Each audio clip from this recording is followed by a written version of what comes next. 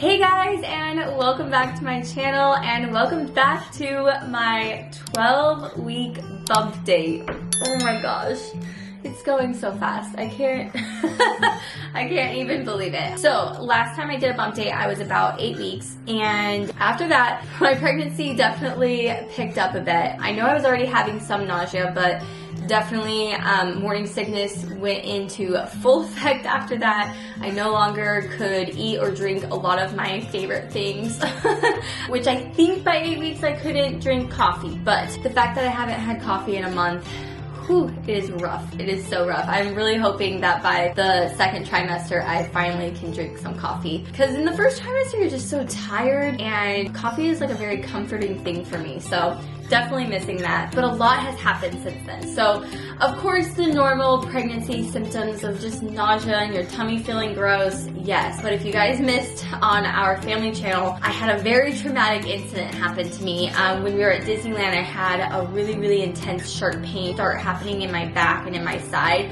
Of course, this was really scary because anytime you have pain in your abdomen, you just can't help but think is something wrong with the baby? And so I felt like everything was fine just because the placement of the pain was not in my uterus. It was definitely side back, but it was shooting down into my down there basically. So it was hard to really tell, and of course I was worried. And so if you guys didn't hear the story, I ended up going to the emergency room and they narrowed it down to that I had a kidney stone, which was the most painful thing I've ever endured in my entire life. I actually have PTSD from it. Anytime I have back pain now, I'm like, oh no, I'm getting another one, it's happening. I'm gonna have pregnancy kidney stones now. But I will say the one good thing that came out of that is while in the emergency room, they did an ultrasound on the baby, and the baby was good. The heartbeat was at 175, and they were just jumping around and happy as can be, while I was like,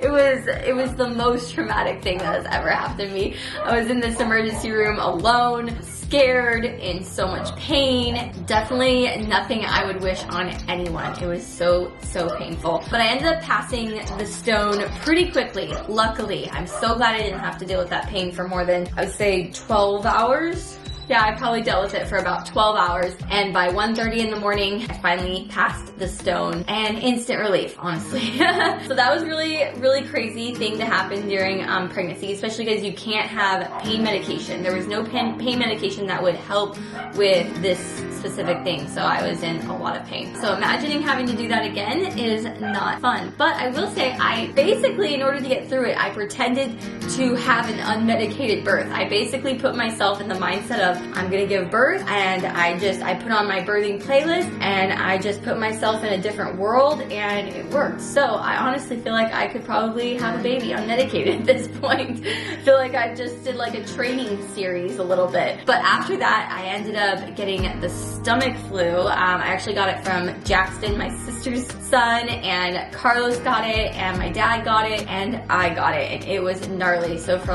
3 days, I was just throwing up, so sick, so miserable. Took me a while to get over it. But then I was finally good. I was like, okay, whew, feeling good again. I ended up going to see my best friend. She got me some hair extensions. I was so excited to visit with her. And while I was at her house, I used the restroom and I actually had blood. That was very scary. To be honest, I still don't really have answers.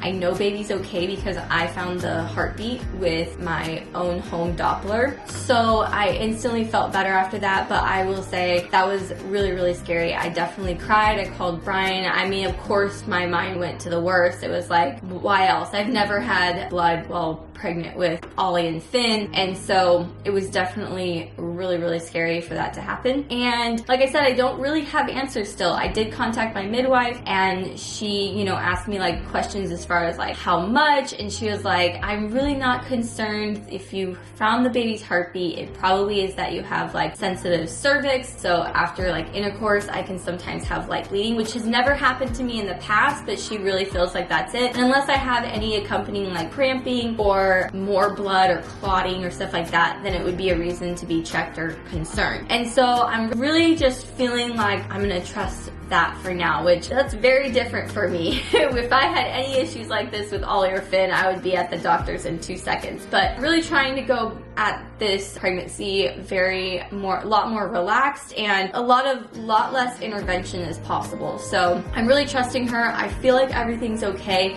but it is weird. I am still having some bleeding. I don't think it's as fresh, because when it first happened it was like red and now it's like brown. So I'm hoping that it's passing and everything's fine. Hopefully I'll have more information in the next couple weeks, but very, very strange. If you guys have any experience with bleeding during your pregnancies, I am really interested. I would love to hear your stories and what it was, how like your pregnancies went. So it's definitely nerve-wracking. It definitely is not a fun thing to happen. But moving on from all the hard stuff of pregnancy, man, this pregnancy is flying. I can't believe I'm almost in the 2nd trimester. We get to find out the gender in the next week, which is really, really awesome. I'm so excited. I'm very eager. Honestly, I have no idea. I feel like everyone always asks me like what I think it is, and I cannot tell you. I feel like with Ollie and Finn, I was like, 100% hands down, this is a girl. I'm having a girl. I'm having 100% having a girl with Finn, and I was very, very wrong. So with this pregnancy, it's probably a boy. I don't really know, but I actually don't mind. I'm excited. If it's a boy, I'm gonna have 3 boys that literally adore me, and I'm very excited about that. And if I get a little girl, that would be amazing. So really, really looking forward to finding out, and I'm excited for you guys to find out. We still do not have any baby names for a boy picked out. We have a couple for girls. Boys, we have like a couple ideas, but nothing has like stuck solid. So I'm curious what we end up choosing for that.